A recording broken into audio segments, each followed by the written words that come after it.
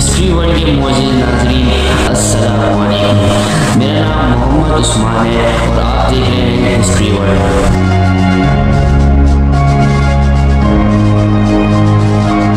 दोस्तों, दुनिया में ऐसे अजीबोगरीब वाक़यात पेश आए हैं जो हमें हैरान कर देते हैं। दुनिया की तारीख में ऐसे कई वाक़यात पेश आए हैं जिनकी अब तक किसी को समझ नहीं आ सकी।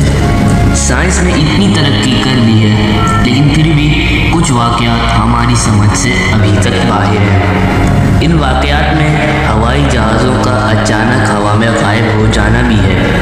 तारीख में ऐसे अनोखे वाक़यात पेश आए हैं जिनमें हवाई जहाज़ हवा में ही कहीं गायब हो गए। सालों तक इन हवाई जहाज़ों की छानबीन की गई, लेकिन इनको ज़मीन खा गई या आसमान निकल गया, कुछ समझ नहीं आ सकी। इस वीडियो में मैं ऐसे ही कुछ लापता जहाज़ों के बारे में आपको बताऊंगा जिनको सुनकर आप हैरान हो जाएंगे।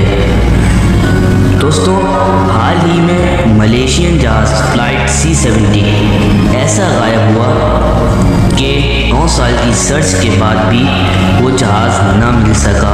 इस जहाज़ को ढूंढने के लिए तारीख की सबसे महंगी सर्च की गई, जिसमें बैक व 15 ममालिक शामिल थे, लेकिन कोई ठोस सबूत न मिल सका।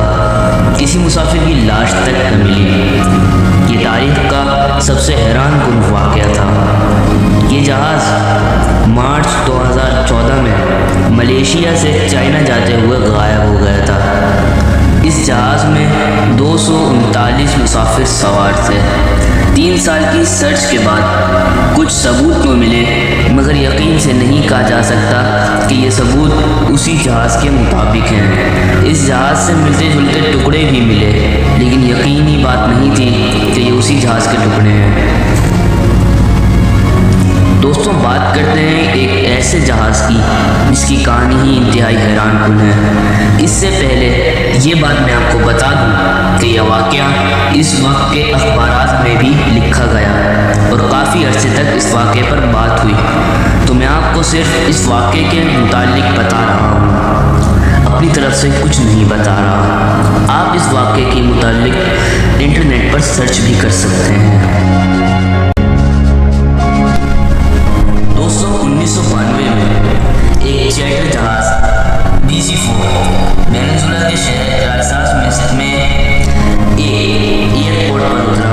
इस जहाज़ में 57 मुसाफिर सवार थे, लेकिन हैरत अंगेज़ बात यह है कि ये वही जहाज़ था जो कि 37 साल पहले 1955 में न्यूयॉर्क से मियामी जाते हुए गायब हो गया था और जिसका कोई सुराग न मिल सका था। ऐसा कहा ज़रूर जाता है, क्राइसास एयरपोर्ट पर लैंडिंग के बाद ये जहाज़ कुछ ही मिनट के बाद फिर उड़ गया और फिर कभी नहीं दिखा। इस वाक़े को इस वक्त के मीडिया ने अखबार में भी उठाया, लेकिन किसी को कुछ समझ नहीं आया कि ये हुआ कैसे। कहते हैं कि इसका सबूत वो ऑडियो रिकॉर्डिंग है जो पायलट और कंट्रोल टावर के दरमियान हुई। ये सारा मामला क्या हुआ था मैं आपको बताता हूँ। दोस्तों, 1955 में ये जहाज़ 37 मुसाफिर के साथ न्यूयॉर्क से उड़ा, लेकिन अपने सफ़र के दौरान वो रडार से गायब हो गया और फिर इसका कुछ पता नहीं चल सका। इस वक्त चूँकि टेक्नोलॉजी इतनी एडवांस नहीं हुई थी, तो जितना मुमकिन हो सका इस जहाज़ को ढूंढा गया और फिर ये मान लिया गया कि जहाज़ किसी समंदर में तबाह हो चुका है। दोस्तों, 37 साल गुजर गए और दुनिया अब इसको भूल चुकी थी, लेकिन 22 मार्च 1992 को कुछ ऐसा हुआ जिस पर यकीन करना बहुत मुश्किल है। हुआ कुछ यूँ कि 22 मार्च 1992 को क्राइसास एयरपोर्ट के कंट्रोल टावर में एयर ट्रैफिक कंट्रोलर अपना काम कर रहे थे। एक बंदे के मुताबिक वो अपना काम कर रहा था, इससे अचानक किसी जहाज़ के पायलट ने राब्ता किया।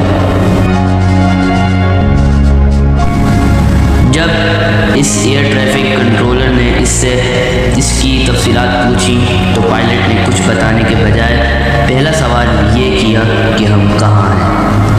ये चार्टर फ्लाइट 914 है। इसमें 57 मुसाफिर सवार हैं और ये न्यूयॉर्क से मियामी की तरफ जा रही है। पायलट की बात सुनकर कंट्रोल रूम में बैठा एयर ट्रैफिक कंट्रोलर बहुत ही हैरतमंद हो गया। इनको लगा कि ये जहाज़ बहुत बुरे तरीके से भटक गया है। ये बहुत ख़तरे वाली बात थी क्योंकि ये जहाज़ न सिर्फ खुद हादसे से दो चार हो सकता था बल्कि दूसरे जहाज़ के हादसे का भी सबब बन सकता था।